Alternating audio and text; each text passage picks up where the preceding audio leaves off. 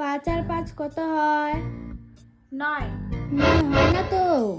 5 আর 5 9 হয়। কালকে সারা রাত কি শিখাইলাম? হ্যাঁ, সব বলছিস? হ্যাঁ, তোর আজকে খাওয়া আছে। দাঁড়া, কি খাবি না? খাওয়ার ডিমান্ড। মিস এটা কি আমি বুঝতে পারছি না। ও ও কি পারছিস না তুই? তুই কি পারছিস না?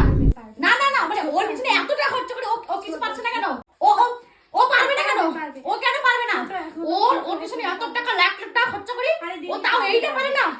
আপনি টিচার হয়ে আপনি কি শিখাইছেন? আপনি জান